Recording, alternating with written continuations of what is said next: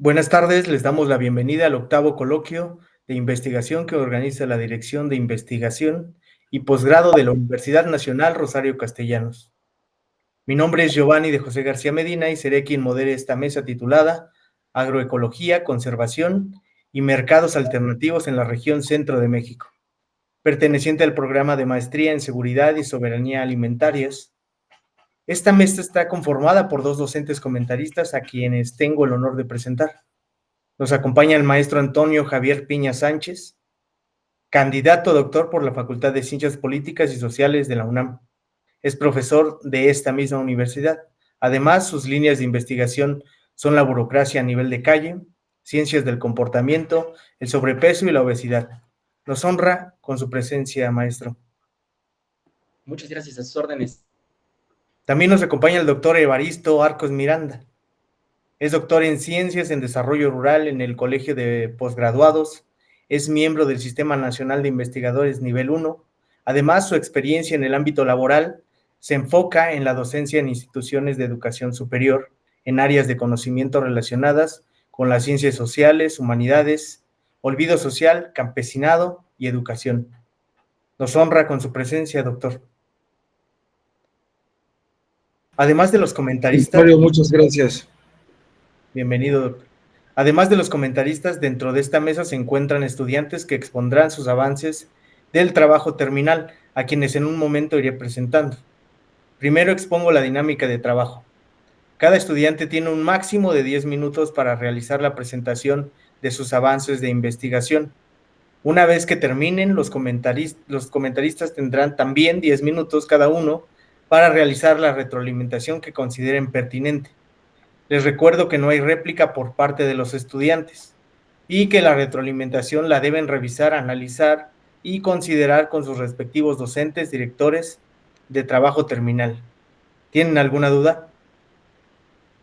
Ok. Sin más, iniciamos la mesa de trabajo con la presentación de Edgar Yáñez Sempoalteca, quien presentará su trabajo Caracterización de los productores del tianguis agroecológico de la región de los volcanes del Estado de México. Adelante.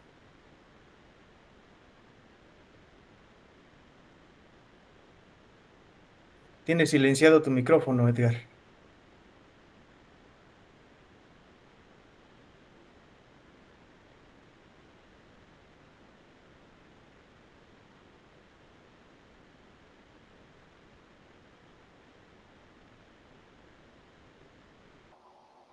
Perfecto.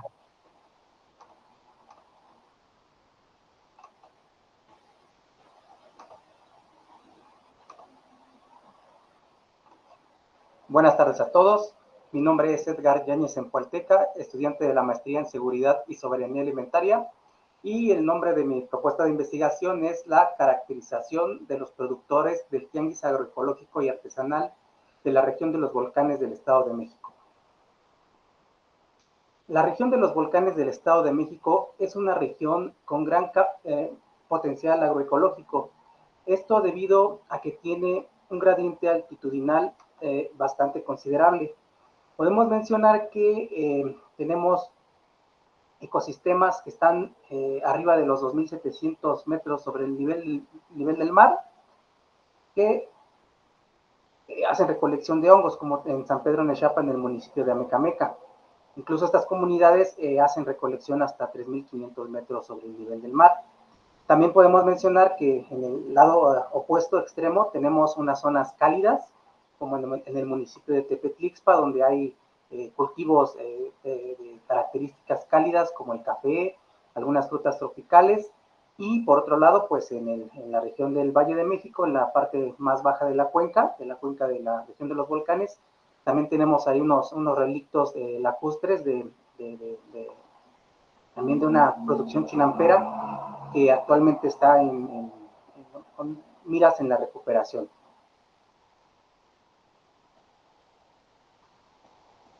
El tianguis agroecológico de la región de los volcanes cuenta con aproximadamente 40 productores. Estos productores vienen de distintos municipios, como de la cuenca alta de los municipios de Catzingo, Atlautla, Mecameca o Zumba, de la cuenca media como Tlalmanalco, Tenango del Aire, Temamatla, Yapango y Juchitepec, y de la cuenca baja como municipios como Cotitlán, Chalco, Valle de Chalco e Iztapaluca. El proyecto del Tianguis Agroecológico de la región de los volcanes nace a la par de la intervención del programa Producción para el Bienestar. Como se sabe, este programa tiene un componente de acompañamiento técnico, apoyos económicos, y en el punto donde coincidió esta idea de formalizar el Tianguis Agroecológico fue donde se empezaron a organizar tianguis agroecológicos para apoyo a la comercialización. Sin embargo, el programa nunca llegó a detonar suficiente producción como para que estos eventos se llenaran. Entonces empezaron a convocar a algunos otros productores de todo nivel. Por ejemplo, pues hay algunos que ya tienen certificaciones, unos que van comenzando en el proceso agroecológico. Y bueno, así empezó. Antonio, Edgar, perdón que te interrumpa, Sí. pero tus diapositivas no están corriendo. Por ahí el maestro Antonio hizo la observación. Ahí ya se nota. Sí, ya está el cambio. Voy a hacer un poco más grande. Esa no se había visto, ¿verdad? Bueno, comentaba un poco de cómo empezó a formarse el tianguis agroecológico con la intervención del programa Producción para el Bienestar, en el cual se empezaron a organizar tianguis agroecológicos en las cabeceras municipales para apoyar al propio programa, a los propios beneficiarios del programa. Sin embargo, como no fue suficientemente productivo, se tuvo que recurrir a productores de la región para llenar estos eventos. También un evento determinante para la configuración del tianguis fue la implementación de la especialidad llamada Pies Ágiles, el programa interinstitucional de especialidad en soberanías alimentarias y gestión de incidencia local estrategia, que actualmente se llama Especialidad Nacional para el Bienestar Comunitario en Agroecología y Soberanías Alimentarias. Con su enfoque de investigación y acción participativa, formó comunidades de aprendizaje, en colaboración con actores locales, buscaba hacer la promoción de la agroecología. En este sentido, pues yo fui participante en la región de los volcanes junto a otra compañera y empezamos a organizar los primeros tianguis agroecológicos de manera más delimitada en la zona de Chalco y Valle de Chalco. Posteriormente, con la entrada del nuevo gobierno en el Estado de México, se empezaron a implementar los tianguis, Mi Tianguis Colibrí, por parte de la Secretaría del Campo, que también busca promover el consumo local y la autosuficiencia, y también el Mercadito Verde, que también va de la Secretaría del Medio Ambiente Estatal, que también busca el consumo local y responsable. En todos estos eventos se fue conjuntando los participantes de estos programas, pero también empezaron a convocar muchos otros productores que fueron los que empezaron a organizarse para poderse formalizar como un tianguis. Actualmente el tianguis lleva un año de haberse formalizado, y en él podemos encontrar, ya se ofertan una vasta cantidad de productos como conservas, miel y sus derivados, café, frutas de temporada, maíz y sus derivados, plantas de ornato, hongos, aguacate y muchos subproductos de este cultivo, que en la zona tiene mucha producción, cosmética natural, artesanías. Y bueno, por otro lado, pues este tianguis es muy heterogéneo. Cuenta con participantes que ya tienen certificaciones, que incluso tienen exportaciones, pero tienen, y que bueno, tienen dimensiones ya de producción en hectáreas, y también hay unos pequeños productores que están a nivel de parcela, de traspatio, incluso con un contexto suburbano que, bueno, están en distintas escalas. Incluso, aunque todavía no hemos llegado a detallar a fondo, también tienen muy distintos perfiles. Hay muchos que son profesionistas, ingenieros en el área, y otros que no tienen alguna formación. Entonces se busca de alguna manera nivelar esta situación. Un punto que se ha desarrollado con mucha fortaleza es que se trata de formalizar. Actualmente ya se tiene un reglamento que se organizó de manera colectiva, donde podemos encontrar algunas cosas como sus principios, la regulación de la participación de los productores, sobre su conducta, las obligaciones de los productores y los derechos, por supuesto, de los productores. También, y esto es reciente, se tuvo una reunión donde se organizaron comisiones y responsables. Esto debido a que esta red alimentaria alternativa se pretende que sea con un enfoque integral. Se tienen algunas comisiones y responsables de estas comisiones, como comisiones de producción y sustentabilidad, comercialización y logística, comunicación y difusión, participación comunitaria y cultura, vigilancia y sanciones. Esto tanto el reglamento como las comisiones están en constante revisión para irlas fortaleciendo y depurando este proceso de formalización. Y bueno, el planteamiento del problema, como lo dejé ver un poco en esta parte introductoria, pues es un tianguis que es de reciente creación, está en proceso de formalización, y aunque ya ofrece productos en la región, vemos que todavía no se conocen muy bien sus características. Tanto al interior, no se conoce la diversidad de condiciones, capacidades y necesidades, y también al exterior, la población todavía sigue sin conocer pues todos estos procesos que son muchos, muchos de muy buena calidad, incluso tienen certificaciones, y bueno, con esto se busca que con toda esta caracterización, pues se promueva la consolidación del proyecto y la promoción de la agroecología. La pregunta de investigación es la caracterización de las prácticas agroecológicas, contexto socioeconómico, perspectivas, visiones y valores de los productores del tianguis agroecológico y artesanal de la región de los volcanes puede contribuir a su consolidación y a la promoción de la agroecología en la región. Los objetivos el objetivo general es conocer las características de las unidades de producción y prácticas agroecológicas de los productores del tianguis de la región de los volcanes del Estado de México. Los objetivos particulares es determinar las características socioeconómicas de los productores, conocer las prácticas agropecuarias que llevan a cabo los productores, identificar las perspectivas, visiones y valores compartidas por los productores respecto al tianguis agroecológico, e identificar los mecanismos de promoción y difusión de la agroecología desde las actividades del tianguis. La metodología propuesta es un enfoque mixto, con un estudio descriptivo no experimental transversal, con los 40 productores que se han hasta el momento registrado con una orientación alimentaria. Hay más productores, pero hay otros que se dedican netamente a cuestiones artesanales o cosméticas, entonces debido a la orientación de la especialidad nos vamos a centrar en los productores que generan alimentos. Como es un enfoque mixto, pues la parte cuantitativa la pretendo realizar con encuestas donde podamos rescatar algunas información o características sobre las unidades de producción, las características socioeconómicas, sus prácticas agroecológicas y prácticas en general. La parte cuantitativa, estoy en proceso de definición y hago entrevistas semiestructuradas, estas ya sea visitando a los productores en un evento del tianguis. Digamos que esta parte es un poco compleja porque es una región bastante amplia que va casi desde Morelos hasta la parte de Chalco, entonces podemos aprovechar también los eventos o las reuniones y para quizá también realizar una actividad de grupo focal para poder rescatar la información sobre sus perspectivas, visiones y valores compartidos. Aquí muestro un poco del avance de la herramienta, de la encuesta.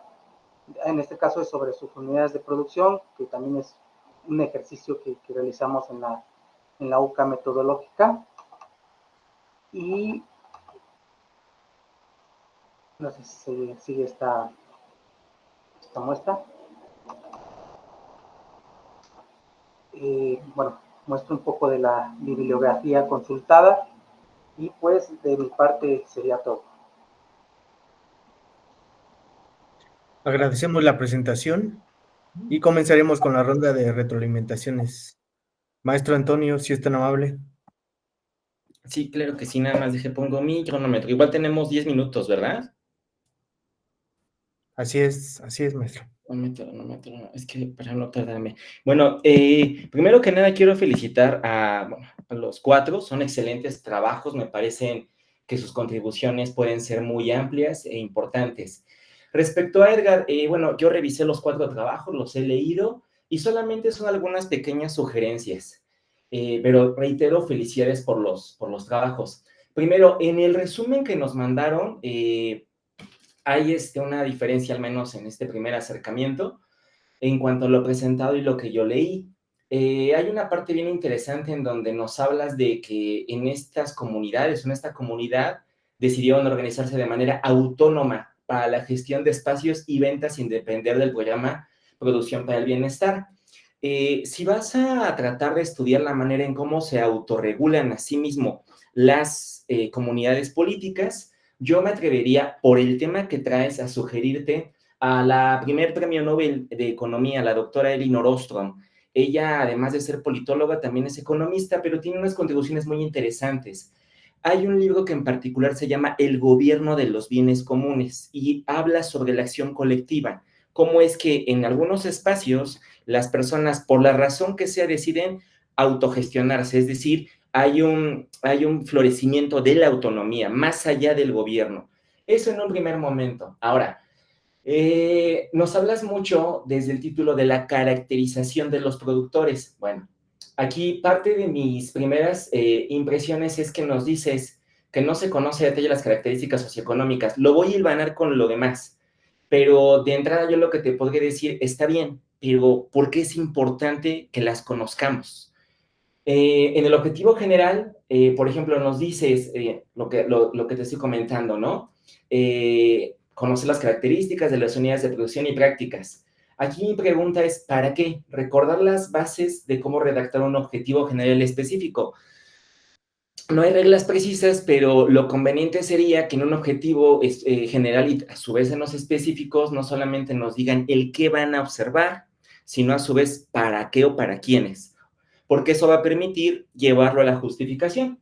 Bueno, el objetivo particular, en lo que yo leí solamente había uno. Ahorita que te vi la presentación, si mal no recuerdo, hay 3. Me gusta el objetivo particular, pero nuevamente, ¿para qué? Porque dice identificar las perspectivas de los productores respecto al tianguis agroecológico de la región de los volcanes del Estado de México. Hay que recordar que nosotros escribimos, nosotras, para otras y otros. O sea, el trabajo que hacemos científicamente, hasta cierto punto y con rigor, es para la sociedad más que para nosotros. Entonces, por eso es importante que cuando nos lean, sepan cuál es la contribución que se espera. Ahora, más adelantito, en la parte de la metodología, nos dices, me gustó la parte en cómo lo redactas, nos dices bueno, que vas a hacer encuestas con un cuestionario estructurado y entrevistas semiestructuradas a los productores. Y pues a mí me votaba, ¿no? Si era mixto, ya lo aclaraste y está muy bien. Ahora, una recomendación, y esto es para todas y todos, ¿no? Aunque de diferente forma. Las palabras clave, por ejemplo, aquí en la parte de tianguis agroecológico, unidades productivas, prácticas agroecológicas, mi sugerencia es que hagas una conexión de las palabras claves con el objetivo o a su vez con el título. Ahora, finalmente, para ir cerrando, enumeré que el trabajo es bueno, todos los trabajos son perfectibles, ningún trabajo está acabado, al menos hasta donde yo sé, siempre hay posibles mejoras. Si el trabajo es mixto, ¿dónde queda la hipótesis?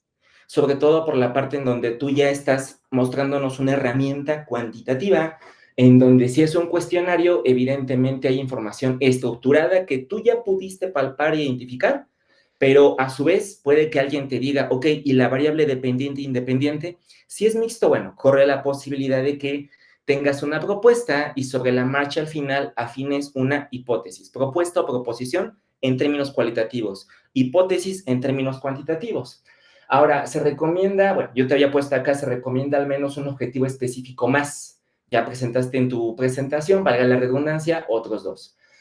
Ahora, me gusta la redacción que haces desde el principio al hablar de estas comunidades, pues atraes la lectura. Pero aquí me bota algo. Se sugiere esclarecer el planteamiento del problema. Hay que recordar que ustedes nos tienen que convencer de que su trabajo es susceptible de investigarse.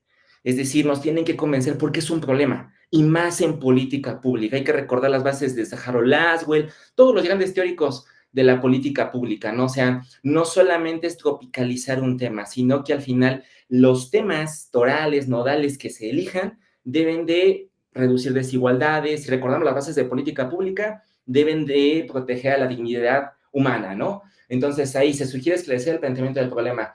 4, no hay un marco teórico. A mí no me quedó muy claro cuál es la base teórica, ¿no? Ahí hay alguna recomendación. El enfoque de política pública sí tiene marcos de análisis sobre la participación ciudadana. Fuera de Elinor Ostrom, porque ella, pues, es un poco más economista y de ciencia política, en el caso de política pública sí tenemos nosotros ya un andamiaje en donde la participación ciudadana se caracteriza a partir del ciclo de política pública. Y aquí sugerencia, sea desde el mirador de implementación, porque o por lo que tú estás haciendo, estás más sobre la acción, sobre la observación-acción, ¿no? Entonces puede ser desde implementación, desde la idea de que la política pública se define de abajo hacia arriba, no de arriba abajo, o bien desde el modelo de gobernanza. ¿Por qué? Porque aquí no necesariamente está imperando ni el mercado ni el Estado, ¿no? Estas manos intervensoras, perdón. Ahora, a mí no me quedó muy clara la justificación. La 6. Si el trabajo es caracterizar, sugiero tomar en cuenta los criterios de categorías cualitativas, sobre todo por la parte de entrevistas semiestructuradas, que me parece muy bien. Ahí lo único que te sugiero es perfecto, pero hay que comenzar a delimitar cuáles son esas categorías, sobre todo si ya estás llevando trabajo de campo. Ahora, me quedó solamente duda, ya por lo que mencionaste en las 7, ¿es observación participante u observación participativa? Desde que te leí, percibí que es como una etnografía, pero si es participante, entonces tú no tomas un rol dentro del espacio que estás observando. Si es participativa, yo te alcancé a escuchar que junto con otra colega ya empezaron a hacer acciones. Bueno, entonces sería participativa, no participante. Ahora, en la parte, pongo por ahí, ¿qué vacía viene el planteamiento del problema? O sea, nuevamente regreso a lo primero, ¿no? O sea, ¿por qué esto tiene no solo que investigarse, sino además porque es un problema para las y los demás? Hay que recordar que también hacemos una contribución a un campo disciplinario. La 9, hay muchas pretensiones en el planteamiento del problema, sobre todo de carácter cualitativo, perspectivas, visiones, valores compartidos. Está muy bien, pero nada más hay que afinar hacia dónde va el trabajo, ¿no? Bueno, la 10, sugiero revisar el capítulo número 13 en la parte que colocas de la muestra o tu población. En el capítulo 13 del doctor Roberto Hernández Sampieri, el clásico de metodología de investigación, ese capítulo a mí me gusta en lo particular mucho porque ya nos afina la mirada cualitativa y él pues habla sobre todo de unidades de observación. Quizás convenga que tú elijas cuál es el tipo de observación en cuanto a muestra cualitativa que no requiere un rigor de un universo para hacer un cálculo matemático, ¿no? Para poder cimentar de mejor manera tu trabajo. Fuera de eso, pues la verdad yo te felicito, me parece que es un trabajo que es bastante novedoso y pues yo creo que puedes encontrar muchos elementos que pueden abonar al enfoque de política pública. Así que felicidades. Muchas gracias. Gracias por los comentarios. Si es tan amable, doctor Evaristo. Hola Edgar, me uno a las felicitaciones, un trabajo muy interesante. Aquí retomo la participación del doctor Antonio, quien hacía alusión a fortalecer el apartado teórico. Creo que sí es importante, sobre todo, utilizar estos conceptos, estas aportaciones propias del lenguaje de la seguridad alimentaria para fortalecer este apartado. Y me salta una duda, no sé si yo tengo un documento incompleto, pero me aparece a mí en la cuestión de la metodología la alusión a una metodología que es descriptiva, no experimental, transversal, mediante encuesta con cuestionario estructurado. Bueno, entonces cuando yo veo tu población, que es de 40 personas aproximadamente, en la parte cualitativa yo te sugeriría, sobre todo porque hay entrevistas y una entrevista siempre conlleva el contacto directo con el grupo, con las personas de estudio, el estudio de caso. más que la etnografía, el estudio de caso, dado que ahora sí que se concentra, profundiza más en cuestiones particulares y sobre todo porque realizar trabajo etnográfico en ocasiones nos conlleva más tiempo, ¿no? Ahora bien, aquí hay una cuestión importante, creo que se puede profundizar en describir cómo esta caracterización de la cual se está partiendo puede ser un punto clave para potenciar las capacidades productivas de las personas que están participando en el tianguis y el mismo funcionamiento del tianguis. Así, bueno, la metodología ya lo dije, aquí tengo mis notas. Aquí hay una cuestión importante. Creo que es algo fundamental enunciar la relevancia que tiene el tianguis a nivel económico. Eso es fundamental porque estamos hablando de productores que por obvias razones pues viven y se nutren de las ganancias que obtienen de este tipo de prácticas. Sin embargo, perdón.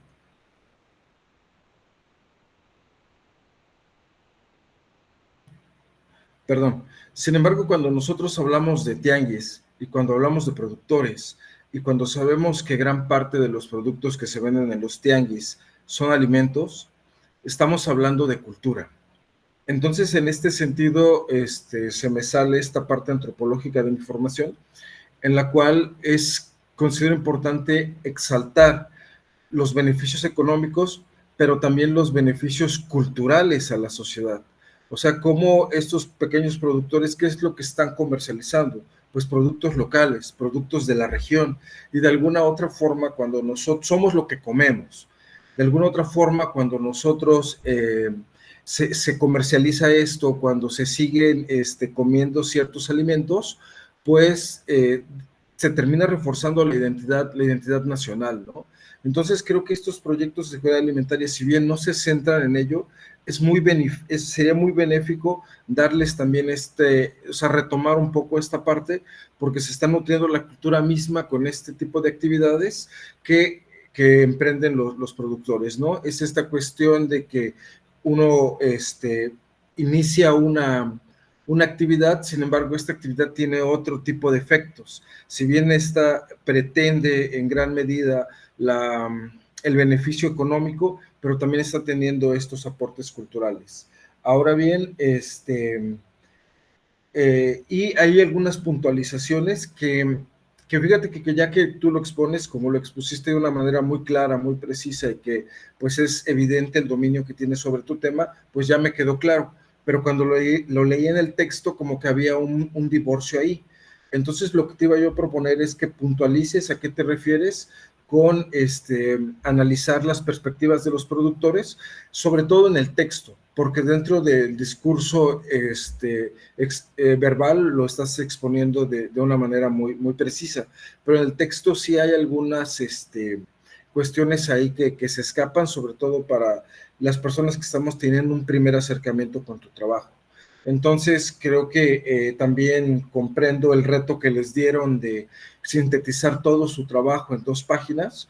O sea, comprendo que debe haber ahí pues información que no pudo ser especificada, pero si esto es una cuestión que también está en el texto extenso, pues sería importante hacer estas puntualizaciones. Esas serían realmente mis comentarios. Y realmente un trabajo muy interesante, sobre todo en una época como la actual, ¿no? En la cual estamos en este momento en el cual el neoliberalismo parece que es un dinosaurio de hace muchos años y ahorita ya estamos hablando de unos mecanismos de globalización brutales que terminan siempre agrediendo al sector agrario, ¿no? O sea, al sector agrario. Si nosotros vamos desde el TLC, ¿a quién fue a quien más afectó? Siempre a la persona que vive de la tierra, ¿no? Al que produce los alimentos. Entonces, un muy buen tema y pues un gusto haberte escuchado. Espero te sirvan estos comentarios. Muchas gracias, doctor. Gracias a ambos doctores por sus comentarios. Y continuamos con Rocío Aslida Mozargaray Sandoval, quien presentará su trabajo Comercialización de Productos Locales, Impacto del Etiquetado Alimenticio y soberanía alimentaria en el mercado alternativo, el solar. Adelante.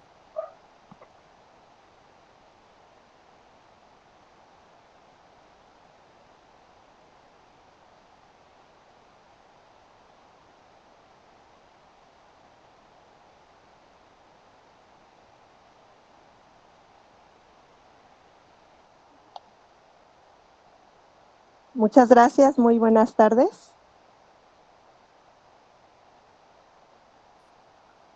Adelante, Rocío. Buenas tardes. Hola, adelante. Lo escuchamos. Adelante, Rocío.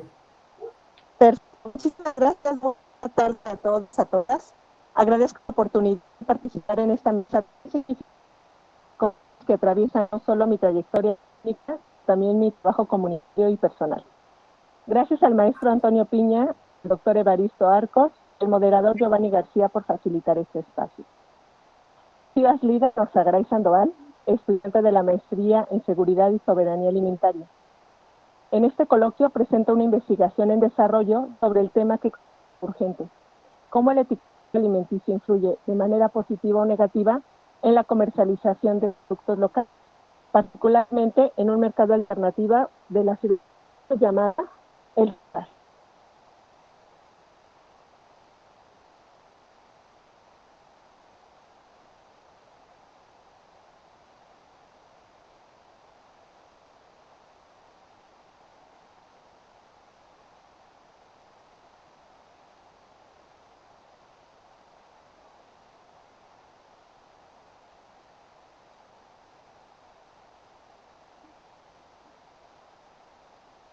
En 2020, México reformó la norma 051, escrita hace 15 años, implementando un sistema de sellos de advertencia para alimentos procesados. Rocío, lo siento, pero se está cortando muchísimo y no te alcanzamos a escuchar. No sé si sea solamente yo, pero creo que sí se corta mucho. Me pasa lo mismo, doctor. Sí, igual. Si puedes, es que no está prendida tu cámara. A lo mejor acercarte más al módem. Pienso que estás utilizando tus datos. Culturales. Sí, porque se corta mucho, Rocío, no te estamos entendiendo.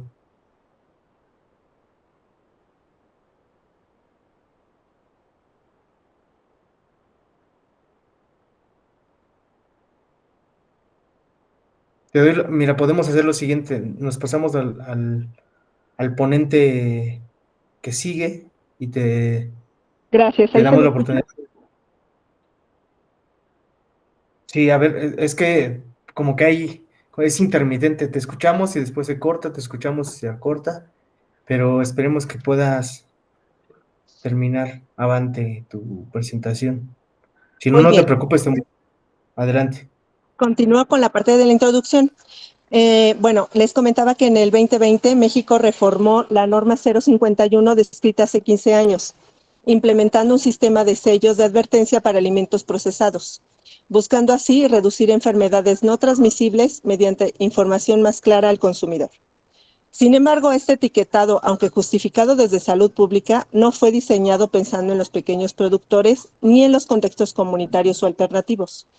Entonces, la medida ha generado tensiones y exclusiones, donde los productores artesanales no cumplen bajo los requisitos técnicos, los consumidores dudan de que los productos estén sin el etiquetado y las identidades culturales se ven amenazadas por la homogeneización visual y normativa.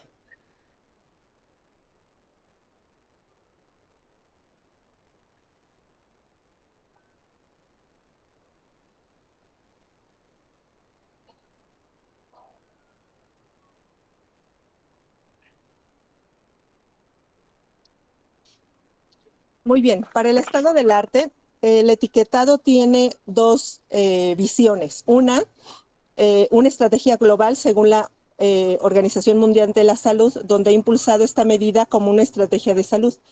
Esta medida se ha implementado muy bien para América Latina, entre ellos los países como Chile, Perú y Uruguay. Y en México se ha reducido el consumo de alimentos ultraprocesados en supermercados, según estudios recientes. Sin embargo, el otro lado se presenta también para los pequeños productores, donde hay poca literatura que explore cómo afecta el etiquetado a los mercados locales y alternativos. Entre ellos, el CIEN revela que la mayoría de los productores no cuenta con los recursos para cumplir la norma, porque temen perder legitimidad o se ve desdibujada su identidad cultural. Para el planteamiento del problema,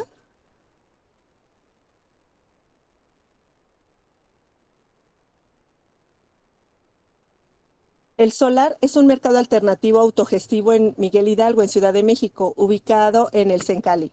Este espacio es de resistencia y propuesta, porque apoya la agroecología, el comercio justo y el consumo consciente, además de que conecta directamente a productores y consumidores. Este espacio no solamente vende alimentos, sino también construye relaciones sociales de confianza y de cultura alimentaria. Pero la NOM 051 introduce una lógica de estandarización que choca con esta diversidad. El problema central es que el etiquetado obligado excluye a los pequeños productores en el acceso a mercados formales, que afecta así su visibilidad económica y su rol como custodios en el patrimonio alimentario. Según Gasca Torres, en el 2022, solo el 18% ha logrado adaptarse y un 63% desconoce de estos requisitos.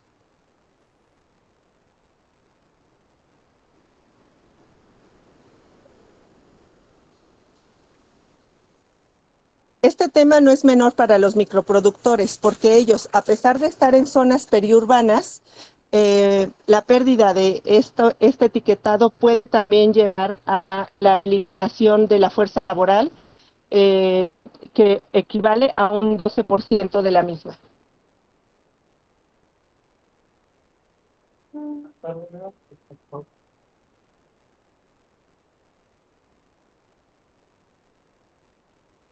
Nuestra pregunta de investigación se basa en cómo puede implementarse un modelo de etiquetado adaptativo para microproductores del mercado del solar que cumplen los requisitos de NOM 051, conserve a su identidad cultural y amplíe las oportunidades de comercialización. Así, a la vez, fortalece la confianza sin comprometer los principios de soberanía alimentaria, cuya hipótesis se muestra que, aunque el modelo de etiquetado es de forma híbrida, que combina normatividad e identidad cultural, puede mejorarse con las oportunidades comerciales que refuerzan la confianza del consumidor sin comprometer los principios de soberanía alimentaria.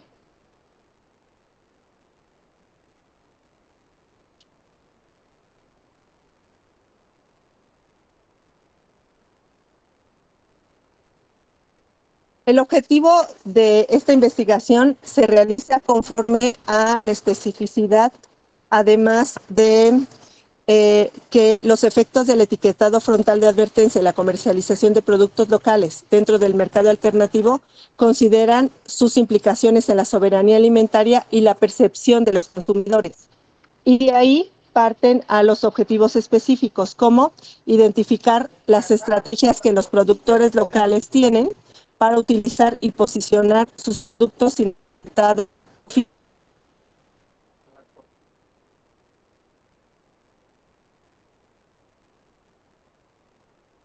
y además reflexionar sobre el tema del etiquetado como herramienta de regulación y supervivencia en contextos de producción comunitaria y local.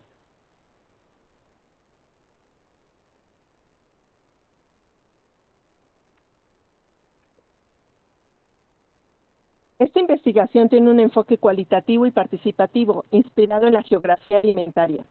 Tiene 3 etapas de estudio: el diagnóstico participativo, diseño colaborativo y la evaluación, donde el diagnóstico se enfoca a entrevistas, observación directa y registro fotográfico, además del diseño colaborativo con talleres para los productores para que así codifiquen etiquetas que sean normativas, pero también a su vez de manera cultural. Y una evaluación con encuestas a consumidores y grupos focales para evaluar la percepción, confianza y entendimiento. Este análisis narrativo, codificación temática y triangulación para dar vigor, se da la intencionalidad de buscar una muestra entre 15 y 20 productores y además entre 3 y 5 actores clave.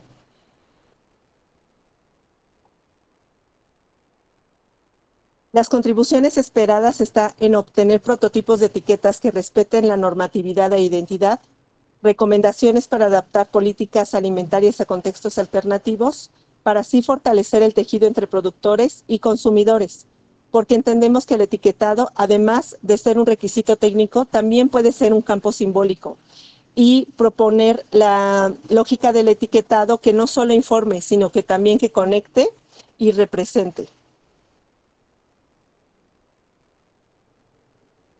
Parte ya del cronograma, que ya estamos en semestre número 2. Las referencias llevadas hasta el momento en esta investigación.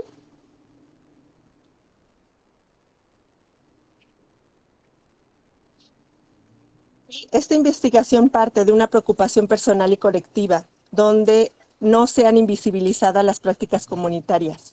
Etiquetar también es ranar, y si no reconocemos las narrativas de los pueblos, de sus culturas y de sus productos artesanales, corremos el riesgo de regularizar la exclusión.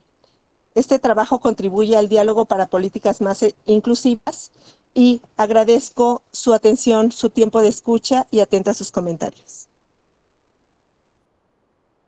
Rocío, agradecemos la presentación y comenzaremos con la ronda de retroalimentaciones. Si es tan amable, doctor Evaristo. Claro, muchas gracias. Rocío, antes que nada te felicito, un tema pues muy importante, muy novedoso y que bueno, de alguna manera creo que eso también es una limitante en ocasiones, porque cuando se están abordando temáticas emergentes, pues constantemente nos enfrentamos a esta problemática de la ausencia de fuentes, ¿no? Entonces, pues son ustedes los que están abriendo el camino en este sentido. Entonces, constantemente hay que ir adaptándonos a esta ausencia. Ahora bien, aquí quisiera partir mencionando la parte de los simbolismos que mencionas, y me parece algo sumamente relevante. Aquí, sin desviarme de esta parte, hay un autor que tiene ciertas analogías que en ocasiones resultan muy llamativas y, por decirlo así, hasta graciosas, que es Néstor García Canclini. Y él alude a una batalla entre... hay un capítulo que se llama De McDonald's a Macondo, haciendo esta alusión de McDonald's, todos lo conocemos, y Macondo de 100 años de soledad. Y él alude a esta parte en la cual el neoliberalismo es tan grande que se ha generado una batalla inequitativa entre David y Goliat, que Goliat se ha hecho tan enorme que ni siquiera puede ser percibido por David. Entonces, en este punto, creo que este trabajo me recuerda a esta parte. O sea, cómo estos etiquetados pensados en limitar o de alguna otra forma regular los procedimientos de las empresas transnacionales, pues terminan llevándose entre las patas a los pequeños productores. Entonces, estoy de acuerdo contigo que es una batalla simbólica también, y cómo debe ser percibida como esto. Ahora bien, en este mismo sentido de la cuestión de los símbolos que estás tratando, considero que podría servir un autor que se llama Paul Ricoeur, quien habla de lo que es el reconocimiento, que si de alguna forma el reconocimiento, que es precisamente lo que ya estás mencionando, de la identidad cultural, la identidad social, la pertenencia local. Entonces creo que esto podrá ayudarte. Asimismo, a ver, por aquí tengo unas notas, que los alimentos no solamente son alimentos, como lo había mencionado, también son cultura. Entonces, cuando hablamos de alimentos producidos a nivel social, no solamente podemos exaltar, o es importante, o no podemos omitir, que de estos no solamente podemos rescatar su valor nutricional, sino su valor cultural. O sea, si nosotros salimos a la calle y vamos, no sé de qué región del país sean ustedes, yo soy guerrerense, y anteriormente salir a la calle, al mercado, era muy sencillo comprar un tepache. En la actualidad ya son zonas ya muy puntuales donde puedes conseguir estos productos, porque con la invasión de los Oxxos la gente ahora toma coca. Entonces, de alguna forma, la tradición tepachera ha ido bajando porque pues sus ventas disminuyeron considerablemente. Entonces, ahora bien, en este sentido también, como lo menciono, hay que rescatar esta identidad del pueblo, en este caso el pueblo guerrerense, que está dejando de consumir sus productos, ¿no? Debido a estas invasiones. Ahora bien, entonces también aquí, ok, la importancia de los productos locales, exaltar esta importancia de los productos locales para el beneficio económico de los productores, pero ojo, no solamente la cuestión de los beneficios económicos de los productores. Armando Bartra tiene un libro muy famoso que se llama Cosechas de Ira. Y en este texto él alude a que los pequeños productores no solamente cosechan alimentos, sino que cosechan una cantidad impresionante de usos y costumbres, contribuyen a la ecología de la región, contribuyen a lo que él llama costes sociales, que es esta parte en la cual se involucra la población. Es más, existe una cantidad considerable de fechas en ciertos pueblos que coinciden con el levantamiento de las cosechas, ¿no? A lo que le llamamos sincretismo religioso. Entonces vamos viendo cómo esta parte de los etiquetados para frenar cuestiones transnacionales terminan afectando lo que es la identidad a nivel social y sobre todo el lugar de los productores. En este punto estoy muy de acuerdo con tu trabajo al mencionar la cuestión simbólica, y creo que por ahí es un punto clave que deberías explotar, cómo este tipo de trabajos no solamente nos vas a hablar del etiquetado, sino de esta batalla cultural simbólica que se enfrenta bajo dinámicas que no fueron hechas ni pensadas para regular los productos de los pequeños productores, sino de frenar y regular de empresas que pues han afectado la salud de México desde que tenemos memoria, ¿no? Y aparte de todo, si lo analizamos, hay muchos productos que hasta hace un par de años nos enteramos que eran prácticamente veneno, ¿no? O sea, anteriormente los vendían como si fueran sanos. Entonces, en ese aspecto creo que es un trabajo muy importante.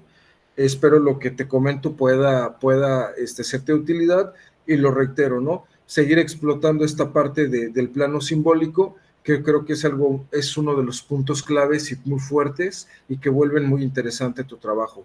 De antemano, felicidades, y le cedo la palabra al doctor Antonio. Muchas gracias, doctor. Muchas gracias. Doctor Antonio. Muchísimas gracias. Te pongo mi cronómetro, si no yo luego así me paso. Bueno, me sumo a las felicitaciones del doctor Evaristo. La verdad es que los 4 trabajos me parecen muy, muy, muy bonitos y de gran valor. Y pues voy a adicionar algunas pequeñas observaciones. Bueno, primero, el resumen que nos llegó, o al menos a mí, sugiero desde el principio revisar la sintaxis y ortografía. Hay detalles, pero son importantes. Posteriormente, dentro de la lectura del trabajo, me llamó mucho la atención, hay una pequeña brecha entre el resumen y las diapositivas. Hay ciertas aseveraciones que también sugiero que cuidar. Por ejemplo, nos dices, si bien esta medida busca proteger al consumidor, también ha generado efectos no previstos sobre los pequeños productores y transformadores locales. Bueno, aquí una de las primeras es, ¿de acuerdo con quién? Si nosotros ya estamos hablando de que esta política pública tiene ya una evaluación, de entrada el título, impacto. Cuando nos dicen la palabra impacto desde el enfoque de política pública, estamos hablando de manera clásica de evaluación. Entonces, ahí de acuerdo con quién, sí noté que en la presentación sí había ciertas fuentes, pero aquí en el trabajo no las vi. Otro ejemplo dice, estos actores fundamentales para la preservación del patrimonio biocultural y la economía solidaria enfrentan dificultades nuevamente. ¿Por qué? O sea, ¿por qué enfrentan dificultades? Eso es importante, ¿no? O sea, ¿según quién? Luego, nos dices, el estudio busca... perdóname, me adelanté un poquito. Ya aquí estoy. Tengo otro comentario para los 4 ponentes. Sin problema, les voy a compartir a través de nuestras autoridades las observaciones que hice en control de cambios a los 4. Me llama la atención que dices, el estudio busca aportar al entendimiento de cómo las políticas públicas interactúan con prácticas alimentarias locales. Bueno, aquí mi sugerencia, me gusta mucho el trabajo, pero mi sugerencia va en este sentido, un pasito atrás. Pedagógicamente hablando, yo no soy pedagogo, pero me han dado clases muy buenas pedagogas sobre todo, y me han explicado sobre todo que en términos del constructivismo, positivismo, la corriente que sea hablando de términos científicos, hay como distintos grados de alcance del conocimiento. Me parece que hay que dar un pasito atrás y antes de aspirar al entendimiento, hay que explicar y comprender previamente lo que está pasando, ¿no? Entonces, bueno, ahí en esa parte yo sugeriría modificar un poquito ahí la redacción. Ahora, otra de las observaciones es, nos dices, de cómo las políticas públicas interactúan con prácticas alimentarias locales en contextos urbanos alternativos. Aquí, ¿cómo se va a comprobar? Ya nos dijiste un poco en la presentación cómo es que lo vas a llevar a cabo, ¿no? Bueno, hay una recomendación acá también en donde nos dices, el objetivo general de esta investigación es analizar los efectos del etiquetado frontal. Se sugiere modificar el verbo. En realidad, cuando uno hace una investigación, casi todo el tiempo estamos analizando. Sugiero ahí matizar únicamente el uso de los verbos, justamente para distinguir sobre todo si es trabajo cuantitativo o cualitativo, dependiendo del alcance. No, están describiendo, están explicando, están comprendiendo, o en el mejor de los casos, están prediciendo. Hay una parte que te quiero felicitar. En los objetivos específicos nos dice son identificar las estrategias. Muy bien, me gustó mucho esa parte, porque, bueno, de entrada, como bien lo mencionas, esta NOM 51 va muy de la mano, y lo decías también en la presentación, a otra estrategia que me parece que la más importante es la estrategia para la prevención del sobrepeso, de diabetes, sobrepeso y obesidad. Es una estrategia, de hecho van de la mano. Y ahí sí hay una literatura abundante en cuanto a enfermedades no transmisibles, ¿no? Entre ellas el sobrepeso y obesidad, que como bien decía el doctor, y concuerdo con él, a partir de la llegada del Telecam, en términos un poco más médicos, ocurrió una transición nutricional que nos ha provocado este tipo de escenarios. Ok, ahora una siguiente observación nos dice reflexionar sobre el papel del etiquetado como herramienta de regulación y su pertinencia en contextos de producción. Aquí, ¿cómo vamos a reflexionar? Me quedó ahí un poquito de duda, ¿no? Ok, ahora, nos hablas de que estás haciendo una investigación, acción participativa, una IAP. Lo que ya después, con la presentación me quedó un poco más claro, pero te lo dejo aquí anotado, es cuál será la estrategia de recolección de datos. Se habla mucho de la interpretación de, pero aquí en lo que yo leí no hay tanto de cómo los obtuviste, ¿no? Ahora, la siguiente observación, nos dices, igual que es una observación directa, me sonó otra vez observación participante. Bueno, en las fases del trabajo, en el diseño colaborativo, fíjate que se me llamó mucho la atención. ¿A qué te refieres con diseño colaborativo? Eso es importante porque si nos apegamos un poco al ciclo de política pública, el cual se retroalimenta de manera constante, ¿en qué etapa te estás situando? En el diseño, porque la NOM, como bien dijiste, empieza este peloteo entre diputados y Senado en el 2019 para reformar la NOM 51, pero es en el 2020 cuando se hace vigente. Bueno, ahorita ya está funcionando y operando, ¿no? Pero me llamó la atención, ¿no? ¿A qué te referías?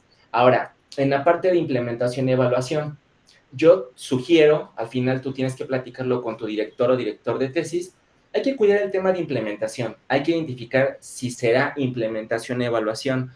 En el trabajo y en la presentación nos hablaste de 3 de las etapas del ciclo, diseño, implementación y evaluación. Puedes mencionar las 3, pero retomando un poquito algo que decía hace rato el doctor Evaristo y que también me gustó mucho, pues depende de ustedes, de sus intereses, de sus alcances, de la viabilidad del estudio. Si pretendes observar las 3, entonces estás abarcando diseño, implementación y evaluación. Bueno, ahora, luego nos dices que se aplicarán pruebas piloto. Eso también me llamó un poquito la atención, ¿no? Quizás esclarecer un poquito más a qué te refieres con ello, ¿no? Grupo focal, experimentación, qué sé yo. Se validarán instrumentos con especialistas. Esto también me llamó la atención. ¿Cuáles? Y con cuáles especialistas, ¿no? Independientemente de cómo catalogues un actor clave, ¿cómo es que vas a validar eso, ¿no? Bueno, luego nos dices esto que decía el doctor, la disputa simbólica. Eso me parece también que podría enriquecer mucho a tu trabajo. Ahora, recapitulando, son 10 observaciones. La primera, valorar las palabras claves. En el caso de lo que nos comentas, si es cualitativo, no hay una proposición argumento, digamos que lo que te sugiere es hacer una matriz, en donde identifiques el planteamiento del problema, el objetivo de la investigación, ¿no? Y el alcance de la misma, por eso una matriz POA. Ahora, delimitar las herramientas cualitativas, quizás un poquito más de claridad ahí nos ayudaría bastante. Bueno, la 4 ya te la mencioné. ¿En qué etapa de la política pública estás? 5. El planteamiento no es del todo claro. Nuevamente nos tienen que argumentar porque es un trabajo susceptible de investigación. Ahora, hay un instituto en salud, que es el Instituto Nacional de Salud Pública. Casi al año de que se implementa el etiquetado en alimentos y bebidas no alcohólicas, la NOM 51, comienzan a hacer evaluaciones. En política pública hay 3 tipos de evaluaciones: costo-beneficio, costo mínimo y el costo-impacto. De ahí se desprende la del impacto, a la que tú haces alusión. Bueno, ya hay esfuerzos por sacar encuestas, en fin, entrevistas, en donde en México ya había ciertos hallazgos que decían más o menos que alrededor del 25, algunos decían que el 10, otros que el 7 de las personas dejaron de consumir los productos bajo este etiquetado octagonal, ¿no? Estos sellos de advertencia. Ya hay, te recomiendo que revises la literatura de este instituto. También te sugiero que nuevamente refuerzas la parte de la NOM 51, porque sobre todo, aunque tiene razón en lo que argumentas, esté enfocada a cierto tipo de productores, ¿no? Ahora, fortalecer la justificación, eso es importante. Y ya para cerrar, hablas mucho de, a mí me sonó como a una propuesta, ¿no? De que tú ya tienes planteado algo que mejore a la NOM 51. Si va a ser eso, pues me gustaría al menos a mí sugerirte que seas más clara en cuanto a cuál es tu propuesta. ¿Vas a hacer una propuesta de reforma, de modificación a la NOM 51? ¿O vas a hacer una serie de recomendaciones, una estrategia, un modelo de análisis? Por mi parte sería todo. Felicidades por tu trabajo y continúa sus órdenes. Gracias. Muchas gracias. Agradecemos sus comentarios y continuamos con Gustavo García Rubí, quien presentará su trabajo Agroforestería y Conservación en el Cerro Mazatepetl, Área Natural Protegida de San Bernabé, Ocotepec, Ciudad de México. Adelante. Claro que sí, muchas gracias.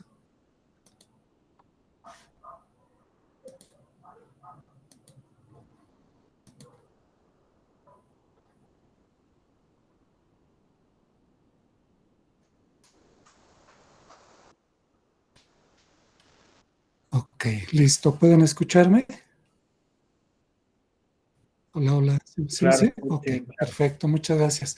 Bueno, pues buenas tardes, doctor Evaristo, doctor, ay, se me fue su nombre, Juan, Antonio. Perdón. Maestro moderador también, pues buenas tardes, mucho gusto. Bueno, pues yo les voy a presentar el proyecto de investigación que estoy realizando, que ya, bueno, comentó nuestro querido modelador, sobre la agroforestería y seguridad alimentaria en el Cerro Mazatepetl, que es un área natural protegida del pueblo de San Bernabé, Ocotepec, en la Ciudad de México.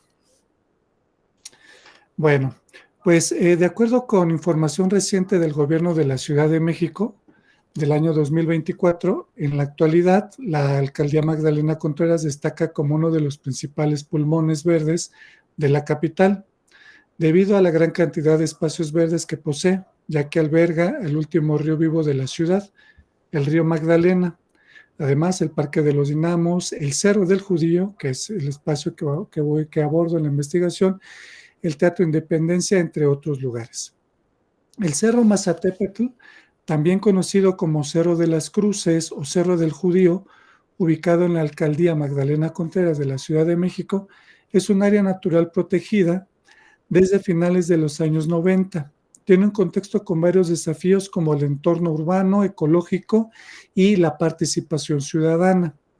El clima, de acuerdo con el gobierno de la Ciudad de México del año 2024, es templado, subhúmedo con lluvias en verano de mayor humedad, mientras que, de acuerdo a la alcaldía Magdalena Contreras, el Cerro Mazatepetl tiene una altitud de 2.750 metros sobre el nivel del mar y se trata de un asentamiento de origen otomí que data del año 1200 después de Cristo. ¿Cuáles serían los desafíos o el planteamiento del problema? Bueno, pues la alcaldía Magdalena Contreras, por un lado, de acuerdo con la Procuraduría Ambiental y del Ordenamiento Territorial, la PAOT, la zona con más densidad poblacional se ubica en la zona del Cerro del Judío, repercutiendo en materia de vivienda, generando problemas de hacinamiento y demandas de satisfacciones urbanas, por lo que es necesario se tomen las medidas necesarias para mejorar de manera prioritaria estas carencias.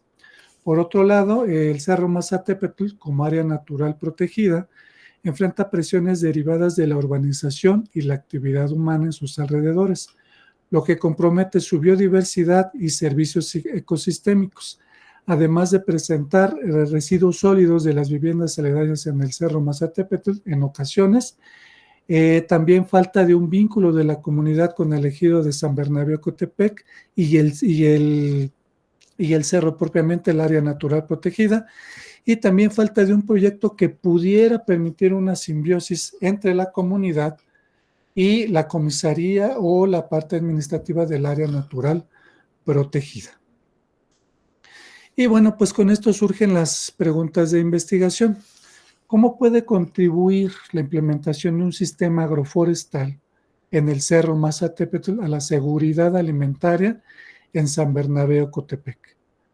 Como preguntas específicas serían, bueno, ¿cómo puede la comunidad de San Bernabé Ocotepec participar en la implementación de la gestión de un sistema agroforestal?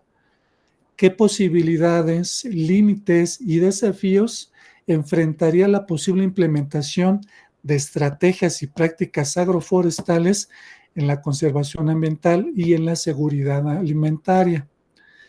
Y por último, pregunta específica, ¿cuáles son las condiciones ecológicas y socioeconómicas del Cerro Mazatepetl que podrían influir en la implementación de un sistema agroforestal? Bueno, y como objetivos, pues las circunstancias que deben considerarse para la factibilidad de una posible implementación depende de factores como el clima y la altura, además de la participación de la comunidad, atendiendo las necesidades del ejido de San Bernabé Ocotepec y del área natural protegida.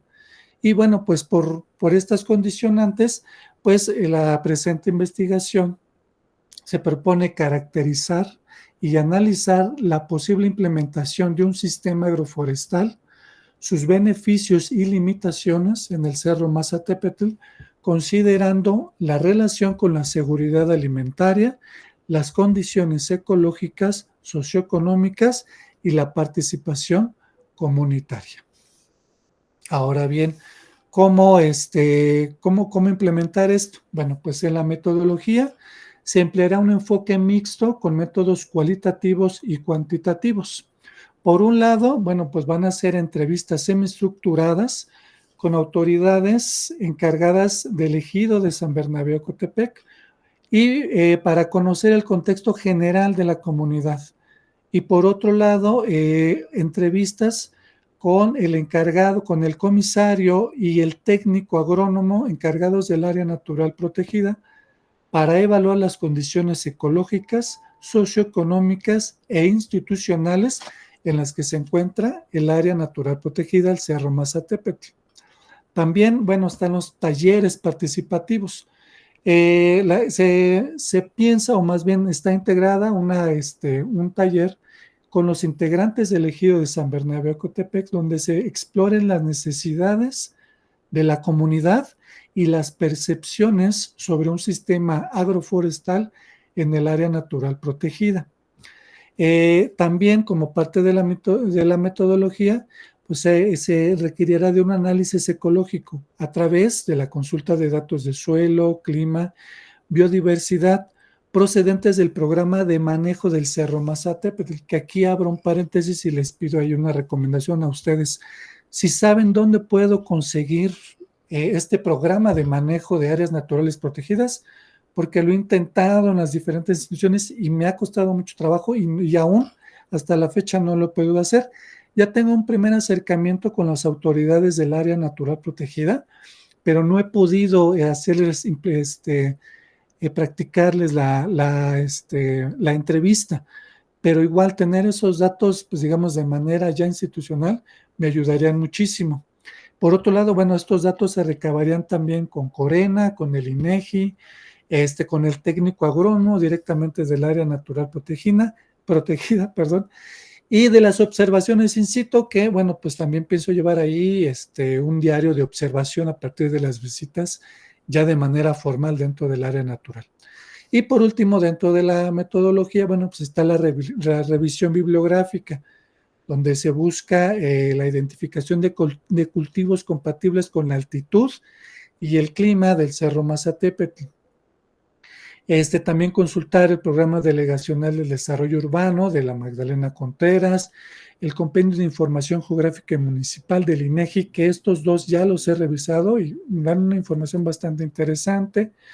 También del Instituto de Planeación Democrática y Prospectiva del Gobierno de la Ciudad de México, que también tiene pues, poca vigencia, bueno, más bien tiene poco tiempo de haberla publicado el Gobierno de la Ciudad de México, fue el año pasado, y también pues buscar precisamente con esta revisión bibliográfica todo lo que es el plan rector sobre las áreas naturales protegidas. Bueno, ¿cuál es el marco teórico? O cómo va a implementarse el marco teórico. Bueno, pues aborda los objetivos del proyecto y se fundamenta en el sistema agroforestal, la seguridad alimentaria y la participación comunitaria para caracterizar y analizar la pertinencia o limitaciones de cómo un sistema agroforestal puede contribuir a la seguridad alimentaria, generar beneficios socioeconómicos a la comunidad, fomentar la participación de la comunidad, además de la conservación ecológica en el ejido de San Bernabé Cotepec, en un contexto urbano como el Cerro Mazatépetl de la alcaldía Magdalena Contreras. Y bueno, pues de acuerdo con la Procuraduría Ambiental y del Ordenamiento Territorial, las áreas naturales protegidas constituyen porciones terrestres o acuáticas del territorio nacional representativas de los diferentes ecosistemas y de su biodiversidad, en donde el ambiente original no ha sido alterado por el hombre y están sujetas a regímenes especiales de protección, conservación, restauración y desarrollo. En cierta forma, son unidades productivas, estratégicas, generadores de una corriente vital de beneficios sociales, patrimoniales que deben ser reconocidas y valorizadas. Y además, bueno, por otro lado, en palabras de la Secretaría de Agricultura y Desarrollo Rural, la SADER, de apenas el 2020, nos dice que los sistemas agroforestales pueden contribuir a la reducción de la pobreza rural gracias al incremento de la producción en los predios agrícolas y los ingresos familiares, y al mismo tiempo que aumenta la productividad y diversidad de productos por medio de la agroforestería, se contribuye a mejorar la salud y la nutrición de la población pobre de las zonas rurales. Además, pueden mejorar la fertilidad del suelo, proteger los cultivos y el ganado del viento, restaurar las tierras degradadas, mejorar la conservación del agua, limitar el desarrollo de las plagas y evitar la erosión del suelo. Por lo que la implementación de un sistema agroforestal podría generar para la comunidad local, como la producción de alimentos y seguridad alimentaria, además de incentivar la conservación del área natural protegida. Bueno, pues ya a partir de pues esta investigación. Al menos hasta ahora tengo esta referencia sobre el marco teórico para llevar a cabo pues todo este proceso, que algunas de ellas ya las he estado usando, pero que finalmente han nutrido bastante pues parte de la investigación. Entonces, bueno, pues creo que pues de mi parte sería todo, y les agradezco su atención y esperemos pues sus comentarios y recomendaciones. Muchísimas gracias. Muy bien, agradecemos la presentación y comenzaremos con la ronda de retroalimentaciones. Doctor Antonio, si es tan amable. Muchísimas gracias. Bueno, primero que nada, felicitarte. Retomo unas palabras del doctor Evaristo que también me gustaron mucho. Se nota tu manejo del tema, no solamente en la parte degustativamente hablando teórica, sino también en la parte, me parece, pragmática. Bueno, comienzo. Me llama mucho la atención, ¿no? Como dice, este proyecto de investigación busca evaluar los beneficios. Creo que tienes ahí mucha claridad de lo que estás investigando y en buena medida resuelves muchas de las inquietudes. En el objetivo de investigación, aquí, bueno, van dos sugerencias pequeñas. Nuevamente, se sugiere modificar el alcance del verbo. No hay problema si se queda como analizar, pero, repito, como es algo que hacemos constantemente, esta idea de separar el todo en sus partes, pues yo luego tiendo a recomendar mucho la taxonomía de Bloom, y hay un libro muy bueno, pero es sobre todo de carácter de ciencia política, se llama Analizar la política, de el doctor Kenneth Shipley. Este doctor de Harvard habla justamente de estos niveles de cientificidad, ¿no? Adicional, pero no tienes que leerlos, sí, no es obligatorio, pero es una pequeña recomendación, justamente como para delimitar esos alcances de la investigación. Me gusta mucho la parte dice, analizar los beneficios. Repito, ya con eso, ya resolviste gran parte, porque ese es es como tu objeto no solo el objetivo de la investigación, sino que te permite esclarecer hasta cierto punto el objeto de estudio. No tengo muchas observaciones porque en realidad me parece que eres bastante claro en varias de las cosas que nos mandaste en el resumen. Solamente me llamó mucho la atención que, al menos en lo que yo revisé acá, nos hablas de entrevistas, observación participativa, participante, y tengo como duda también, sobre todo por la parte de talleres participativos, porque si lo vas a hacer, entonces asumes un rol dentro de la comunidad, ¿no? Análisis documental, aquí en la parte del análisis ecológico y en la parte de revisión bibliográfica, si lo fusionamos, me suena mucho a análisis documental. Son 8 observaciones, pero algunas ya las esclareciste a partir de tu presentación. Bueno, me había quedado como un poquito duda y la hipótesis. Me gustó esta parte de tu abordaje porque ya nos das un poquito mayor en la segunda observación de claridad en el marco teórico, porque cuando yo lo leí no me quedaba muy claro cuál era el marco teórico, pero bueno, ya con la presentación ya se esclareció un poco más. La observación número 3, ya la comenté un poco, al parecer se usarán las siguientes técnicas: entrevistas, observación participativa, análisis documental. Ya escuchándote, ya me percaté un poco más de la justificación, porque en el resumen que yo leí, yo no tuve como claridad en eso y por eso te ponía falta la justificación. Ahora, los objetivos específicos, igual, nuevamente ya con la presentación, cambia un poco, porque igual yo decía, ¿y los objetivos específicos dónde están? ¿No? En el resumen no vienen. La recomendación 6, ya te la dije, revisar la taxonomía de Bloom. La 7, bueno, solamente es una pequeña recomendación, retomar lo que has hecho en tu presentación para que sea mucho más claro tanto el planteamiento del problema, tanto el objeto de estudio y el estudio del objeto, esta triangulación que luego tanto nos piden. Y bueno, la octava, más que una recomendación, es una observación a favor. En general, el trabajo tiene bases sólidas, así que muchas felicidades, son las apreciaciones que yo pude observar. Muchas gracias y felicidades por tu trabajo. Muchas gracias. Gracias, doctor. Si es tan amable, doctor Evaristo. Gracias. Gustavo, un gusto leer tu trabajo. Concuerdo con las atinadas observaciones del doctor Antonio. Un trabajo muy sólido. Yo también tenía ciertas dudas que fuiste resolviendo durante tu presentación, la cual pues es un tema que se ve que dominas al derecho y al revés y que también te apasiona, lo cual es algo fantástico. Ahora bien, Aquí solamente voy a empezar como de la cuestión metodológica. Aquí te comento, mira, en la cuestión metodológica sí te sugeriría cómo especificar cuáles serían las metodologías, porque en este caso, bueno, comprendo que es un enfoque mixto, pero el enfoque mixto, qué metodologías va a tener? Porque de alguna forma tú vas describiendo, sobre todo en tu presentación, las metodologías, ¿no? Una de ellas es esta parte de la investigación, acción participativa, porque vas a involucrar a la población. Y cuando me hablas de entrevista semiestructurada, pues un método de contacto directo, aquí es cuestión de decir cuál de los métodos, ¿no? O sea, porque pues cuando se entrevista es esta cuestión de frente a frente con la persona, ¿no?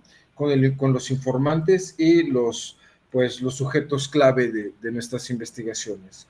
Entonces, puntualizar esa parte. Una cosa más, quizá cuando, o sea, este proyecto está padrísimo porque estás buscando pues la manera de que las personas trabajen, cooperen y todo generando todos estos elementos para su beneficio, ¿no? Entonces, ¿cuáles serían los criterios para la integración de estas personas? Porque bien sabemos que en ocasiones cuando se inicia un proyecto hay muchas personas que dicen sí, pero bien sabemos que al paso del tiempo van a ir cayéndose ciertos protagonistas, al grado que pues hay que también considerar esta etapa, ¿no? Como esta etapa de prueba, en qué momento ya se consideran ya participantes de manera sólida. Ahora bien, aquí también, aquí sería muy importante puntualizar que lo haces, pero quizá exaltarlo más. ¿A cuál de las dimensiones de la seguridad alimentaria o a cuáles dimensiones de la seguridad alimentaria estaría aterrizando tu proyecto, ¿no? Aquí hay una cuestión que me llamó mucho la atención y quería sugerírtelo, pero fortuitamente tú te adelantaste y me parece muy bien esta cuestión de la pobreza y no solamente la pobreza rural, ¿no? O sea, es evidente que el pequeño productor se sitúa mucho en lo que es la ruralidad, pero también dentro de la agricultura urbana. Entonces no es exclusivo de la ruralidad, pero me parece muy interesante esta parte en la cual hablas de que este proyecto de alguna otra forma reduce estos márgenes de este padecimiento ancestral llamado pobreza, ¿no? Entonces está muy padre. También una cuestión que mencionas es como una lámina que pusiste y ahí creo que puede resaltarse precisamente esto, porque lo verbalizas, pero no venía en la lámina, la cuestión de pobreza y también cómo esto pues genera un beneficio ecológico, ¿no? Sobre todo porque eres muy puntual en la cuestión del cultivo multiestrato, el policultivo, y cómo pues esto hablamos de un tipo de producción armónica y respetuosa con la naturaleza, ¿no? Entonces creo que esto podría estar parte dentro de lo que son estos tópicos y conceptos clave dentro de tu trabajo. Y hay uno más que ya está a tu reflexión y consideración, pero también es la parte del autoempleo, ¿no?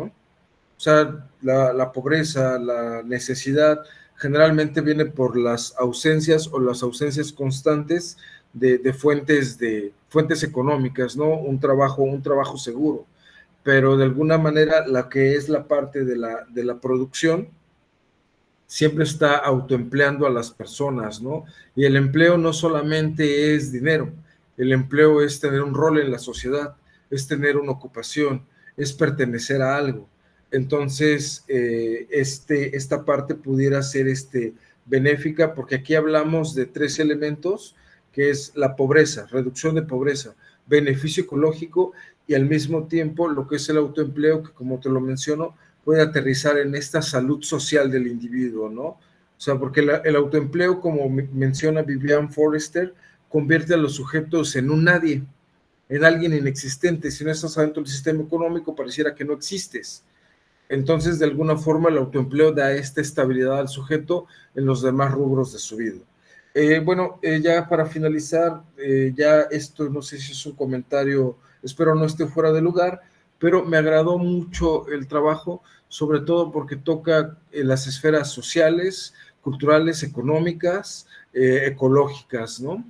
Entonces, en ese aspecto, pues, te felicito, Gustavo, un gusto haber tenido la oportunidad de escuchar la presentación del autor, ¿no? Porque ya me había gustado cuando lo leí, pero ya escucharlo del autor principal, pues todavía hace mejor la experiencia. Entonces, muchas gracias. Espero te sirvan los comentarios. Claro que sí, muchísimas gracias a los dos. Nada más si pueden recomendar dónde puedo conseguir ay, se me fue el nombre, el reporte de manejo del área natural. Si saben, te los agradecería muchísimo. ¿Usted gusta decir algo, doctor Evaristo, antes? Realmente de esos temas yo no estoy muy familiarizado, pero donde compañeros míos han conseguido ciertos datos es yendo a la Semarnat y sobre todo la que esté más cercana a lo que es el espacio de trabajo, ¿no? O sea, que son los que están más en contacto, y pues hay departamentos que te pueden orientar o más bien dentro de la semana te pueden orientar a qué departamento acudir como para obtener estos datos. Voy a tomar la palabra. Muchas gracias. Sí, igual yo lo había notado acá. Concuerdo con el doctor Evaristo en la Semarnat. Quizás también valdría la pena echarle un vistazo al Plan Nacional de Desarrollo, porque todo emana de ahí en términos de política pública. Podrías también hacer una solicitud de acceso a la información pública. Y finalmente, así se llama el portal. Se llama Transparencia Presupuestaria. Está en internet. Si lo que tú buscas es de orden federal, por ejemplo, ahí puedes ver, a propósito de lo que muy bien dijo el doctor Evaristo, por ramo te da la opción, hay una parte en donde están los programas de gobierno de orden federal. Si te vas a la parte de Semarnat, te van a salir los que están en este momento, sea que se estén diseñando, que ya estén con diagnóstico o que se están implementando bien evaluando. Entonces, ahí el portal de transparencia presupuestaria, siempre y cuando sean de orden federal, te van a dar las especificaciones de el qué, el cómo, el cuándo, para quién. Entonces, espero igual que te sirvan. Muchas gracias. Muchas gracias. Agradecemos los comentarios y las recomendaciones de los doctores. Y por último, tenemos la participación de Antonio Eloy Arce Valdés, quien presentará su trabajo Frutos comestibles en los mercados alternativos de la I. Adelante, Antonio. Buenas tardes. ¿Sí me escuchan bien? Ok, bueno. Voy a presentar mi trabajo.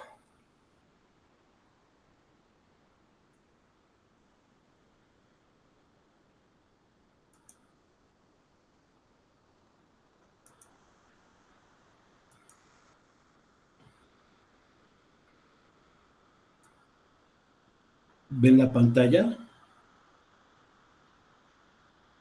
Sí, la vemos, Eloy. Ok, gracias. Bueno, pues vamos a hablar un poco del trabajo que vengo realizando en la Universidad Rosario Castellanos, ahora Universidad Nacional Rosario Castellanos. El trabajo es los frutos comestibles en los mercados alternativos de la Ciudad de México. Su servidor, Antonio Eloy Arce Valdés, pues presenta este trabajo como parte de mis estudios de maestría en seguridad y soberanía alimentarias aquí en la universidad. Y bueno, pues básicamente quiero abordar el tema de los frutos, porque los frutos son de los productos que poco tienen estudio. Se desconoce o no se tiene un registro de qué frutos se tienen a la venta. y muy particular hablo de los mercados alternativos, que son espacios que buscan recuperar el valor cultural, pero también la producción a pequeña escala de los productores, ¿no? Con un sentido cultural, quedando oscurecidos por la industria alimentaria global. De aquí parto porque los mercados alternativos pues se van generando últimamente en los últimos 10 años o 15 años que han crecido estos espacios en la Ciudad de México. Y mi pregunta de investigación es, ¿cuáles son esas especies de frutos comestibles que se ofrecen en los mercados alternativos en la Ciudad de México registrados durante un año, siendo propuestos como una alternativa en la seguridad y autosuficiencia alimentarias? ¿Y qué procesos de producción usan los productores en su cultivo? Para ello, me planteo un objetivo general, que es contribuir al conocimiento de las especies frutales comestibles de los mercados alternativos para la seguridad y autosuficiencia alimentarias de la Ciudad de México. Bueno, dentro de mis objetivos específicos, uno de ellos es estimar la riqueza de especies. Me refiero al número de especies que pueden encontrarse en los mercados alternativos de la Ciudad de México durante un año. También dentro de mis objetivos específicos es documentar la cadena de comercialización de las especies frutales de dos mercados alternativos, particularmente el mercado alternativo El 100 y el mercado alternativo de Tlalpan, para entender cómo hay el abastecimiento en estos sitios. Otro de mis objetivos específicos es describir la dinámica social que existe entre los compradores y los vendedores de estos mercados alternativos relacionados con los frutos. Y por último, dentro de los objetivos específicos es registrar las diferentes formas de consumo y de preparación tradicional de estas especies frutales comestibles de los mercados alternativos de la Ciudad de México. Bueno, dentro de mi hipótesis de trabajo, refiero que los mercados alternativos de la Ciudad de México ofrecen especies de frutos comestibles que se producen a través de prácticas agroecológicas debido a los patrones de comercialización de demanda y aprovechamiento. Aquí debo de mencionar que mucho del trabajo que estoy encontrando de los productores, sobre todo de los mercados alternativos, es que algunos vienen de otros estados. Por lo tanto, hemos encontrado algunos productos que vienen de tierra caliente. Y bueno, parte de esto, pues entender la dinámica que se ofrecen en los mercados alternativos, ahí con las grandes, la gran industria comercializadora, ¿no? Los grandes tiendas como la Walmart y otras tiendas de supermercados, ¿no? Entonces, entender un poco ahí qué está sucediendo, porque algunos productos, más bien frutos, como nativos, no están en la demanda de las personas. Y bueno, parte de lo que quiero hacer con mi trabajo de método es realizar entrevistas semiestructuradas sobre venta y consumo. Aquí necesitamos identificar a los vendedores clave, ¿no? de los mercados alternativos, visitas a las zonas de cultivo de los vendedores clave. Como les refiero, pues estamos encontrando dentro de nuestros registros que en los mercados alternativos de Tlalpan, sobre todo, hay vendedores que vienen del Estado de México, particularmente de la localidad de Tepecrispa, que esta está al suroriente del Estado de México, a las faldas del volcán Popocatépetl. Y en estos sitios de los productores hacemos entrevistas semiestructuradas sobre el consumo también de los productores en los mercados alternativos. Bueno, como les dije, pues hacemos visitas tanto al mercado alternativo El 100 como al mercado alternativo de Tlalpan, para tener y corroborar la parte de nuestro material. Hacemos una recolección de material biológico de las parcelas de los productores, que pertenecen a los mercados alternativos. Estos procesos pues, se refieren para determinar también características morfológicas del estado de comercialización, y también hacemos un prensado y un depósito en el Herbario Nacional en México para ejemplares de herbario, con la finalidad de hacer la identificación, ¿no?, de qué especie es. Pero también hacemos la identificación y qué consiste en las cadenas de comercialización de algunos de estos frutos comestibles.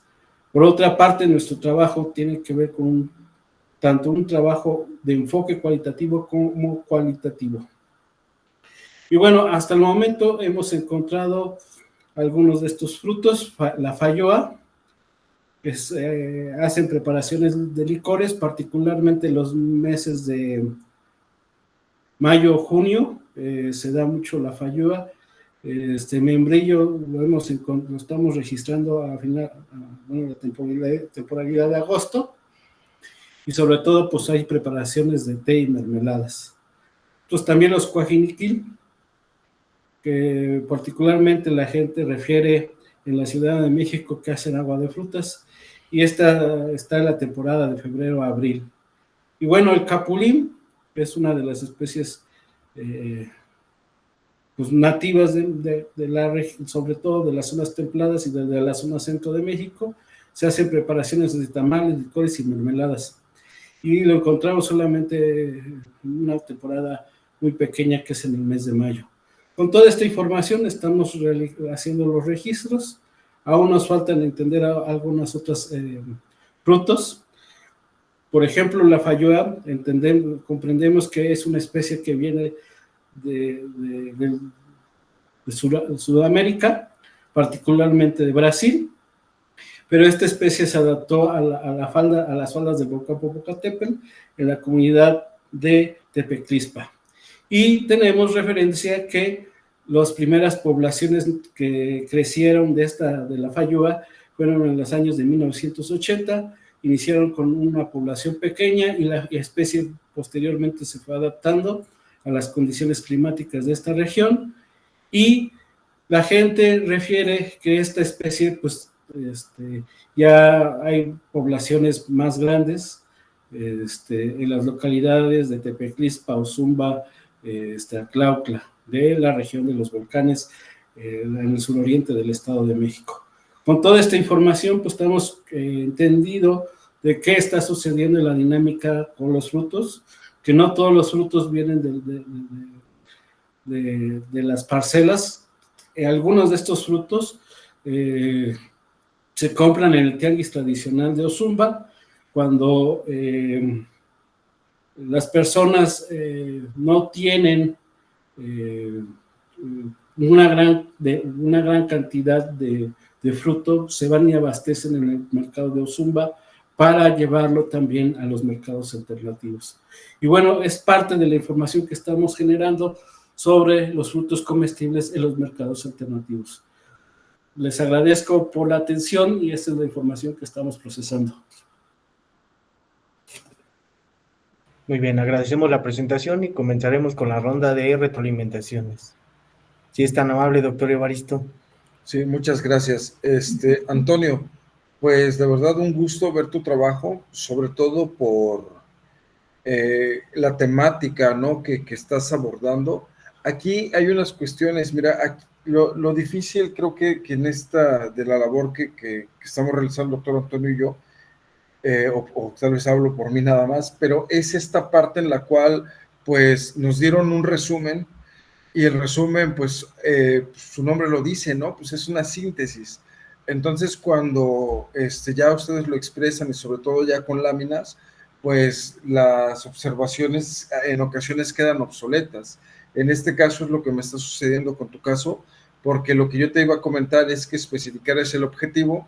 Ya ves que en el cuerpo del documento que tú mandas lo enuncias como un propósito, pero ya cuando lo veo cómo lo expones y que aparte pues viene complementado y sustentado con objetivos específicos, pues realmente ya no puedo comentarte mucho en ese aspecto. Quizá lo mismo me pasa con la cuestión metodológica. Entonces, solamente me quedo con las últimas observaciones, que era pues especificar estos bienes sociales, culturales y económicos de lo que tú estás mencionando, y te lo comento, como guerrerense he visto ciertas transformaciones, porque así como hay esos frutos locales de la parte del Estado de México que estás trabajando, pues en Guerrero también tenemos eso. Y hay esta parte, por ejemplo, del guamúchil, que es el caso, que es un caso muy, muy común, el guamúchil y el nanche, que son frutos que cada día se están cultivando menos, que cada día tienen menos demanda, dado a que pues las nuevas generaciones ya no lo comen porque nunca ha sido comercializado adecuadamente, y también, ¿por qué no decirlo? Son frutos que carecen como del estatus social, ¿no? Es esta parte, es esta parte en la cual, pues hay, tú mencionas lo del aguacate Hass, ¿no? O sea, cómo hay aguacates, el de piel delgada, que de alguna otra manera es un fruto hasta discriminado, pero que es un aguacate delicioso.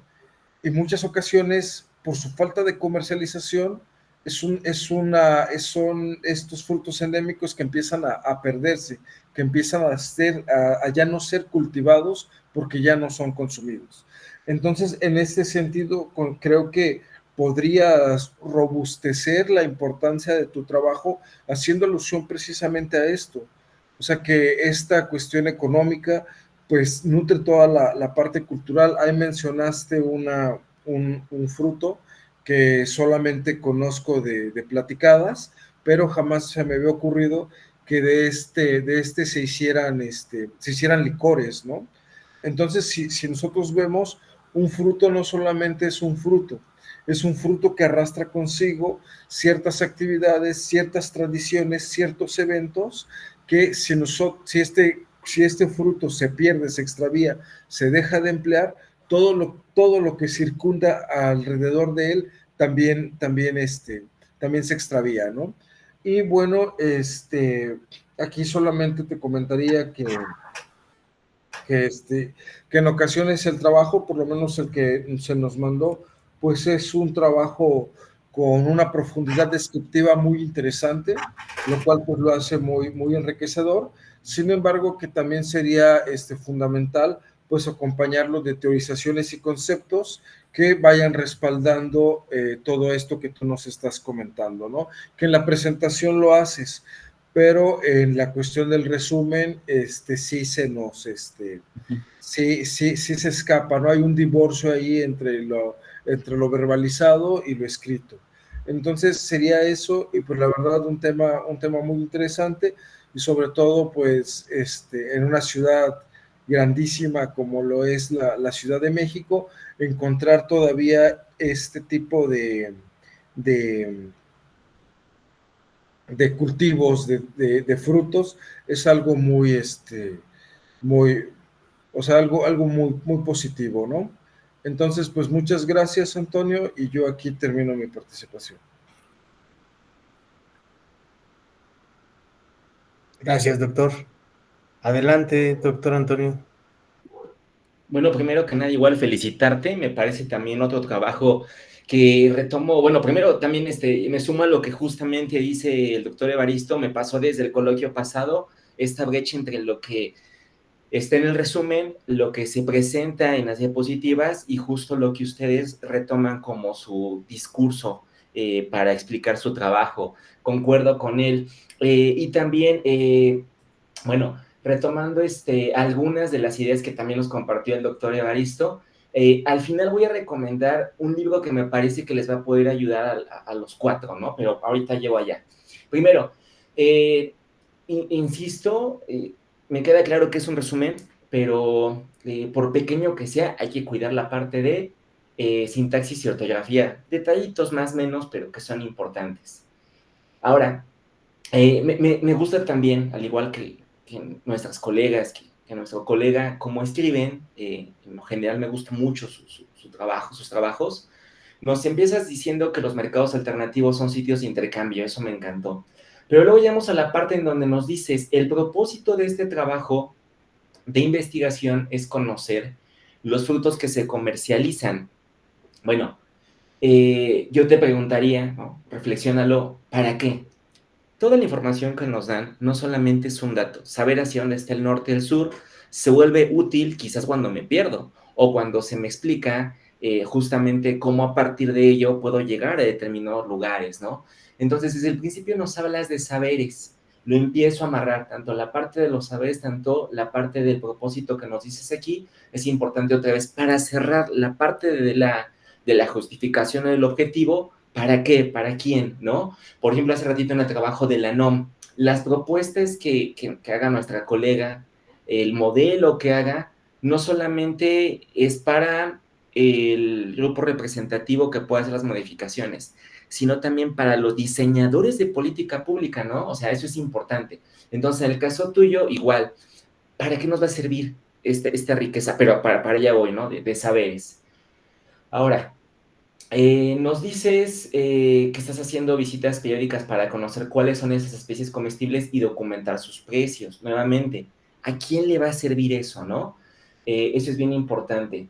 Y luego nos dices, ahí en esta idea, justo de lo que estás yendo a visitar, yo te pregunto acá, ¿cuál es la finalidad de la observación participante? ¿Lo vas a hilvanar? O sea, me queda claro que tienes ya el conocimiento. Quizás aquí solamente nos faltó cerrar esas ideas. Ahora, me voy a otra de las observaciones. También de realizar entrevistas semiestructuradas sobre su forma de cultivos nuevamente. ¿Cuál es la finalidad? Ahora, yo tengo aquí 9 observaciones. Primero, me pasó igual que al doctor Evaristo, ¿no? Una vez que veo el trabajo, el escrito, y te escucho presentarlo, ya me va quedando más claro cuál es el planteamiento del problema, pero aquí yo te lo ponía, ¿no? ¿Cuál es el planteamiento del problema? 2, lo que ya te decía, ¿por qué la importancia de los saberes? 3, ¿cuál es la justificación? Que igual ya me quedó un poco más claro al presentar tu trabajo. 4, si el trabajo es cualitativo, ¿qué vamos a categorizar? Esto es bien importante, sobre todo en el hecho de si estás comenzando a ver relaciones, interacciones, saberes, dinámicas, pues ahí empiezas tú a identificar, vas a poder identificar, o ya lo hiciste, pues de alguna manera categorías de análisis, ¿no? 5, fíjate, por eso estaba a favor de lo que decía totalmente el doctor Evaristo, porque me pasó igual. Yo aquí te puse, no es necesario en trabajos así colocar hipótesis, sobre todo si es de carácter exploratorio, pero falta argumentar cuál es la proposición, pero ya viendo tu trabajo, ya llegaste con una hipótesis un tanto afinada. Ahí la única sugerencia sería tratar de ver si es que vas a hacer una propuesta de hipótesis, de qué tipo va a ser, nula, correlativa, depende, ¿no? Ahí también les recomiendo ampliamente, porque es muy básico, pero es muy claro en eso, al doctor Hernández Sampieri.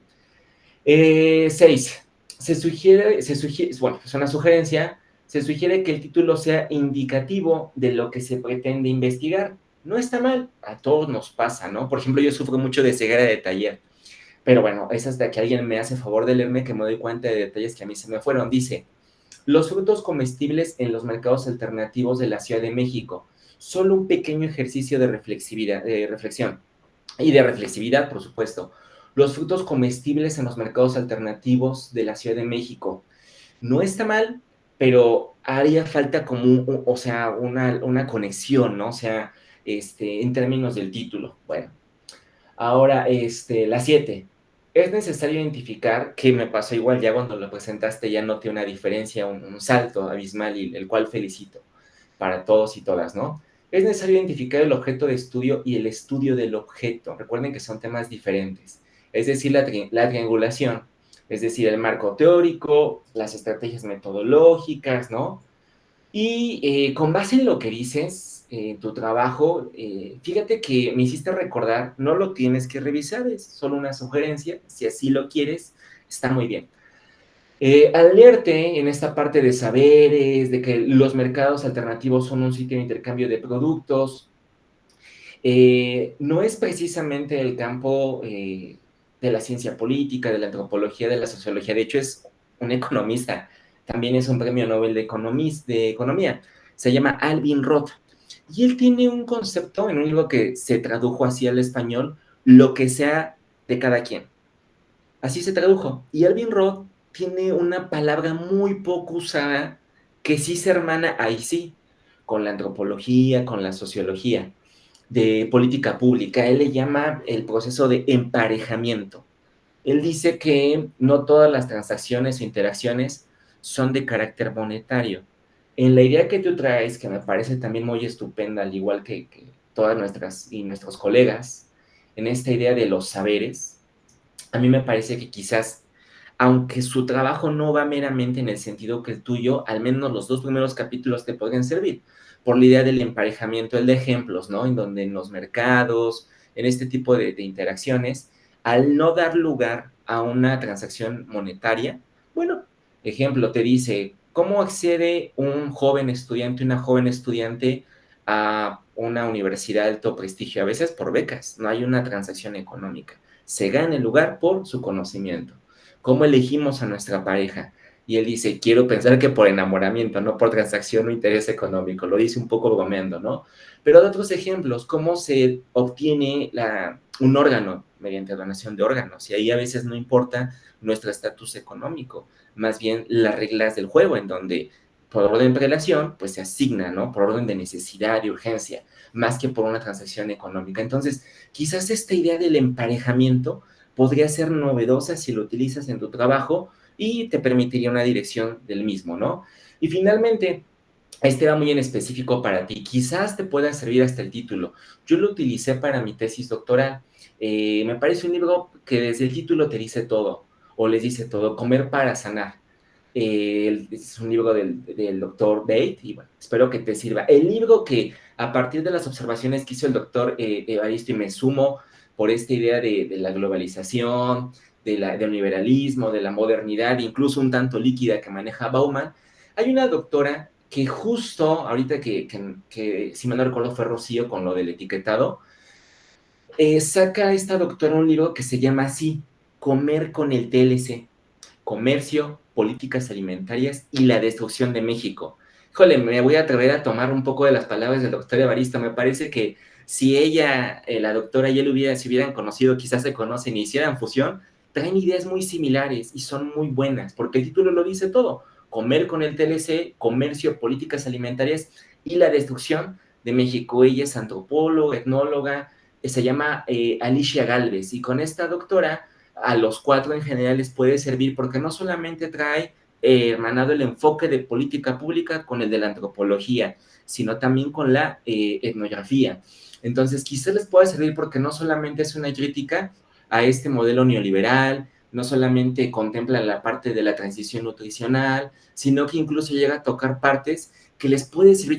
Yo me atrevo a decir que a los 4, por ejemplo, habla de estos cambios de usos y costumbres en cuanto a la alimentación, que actualmente nos han provocado un alta en enfermedades no transmisibles como la diabetes. Hoy en día, desgraciadamente, los últimos 2 informes en salud, ya sea el en salud de 2023, 2024 u otros informes del Instituto Nacional de Salud Pública, desafortunadamente en términos de salud, hay más mujeres que mueren por diabetes que hombres.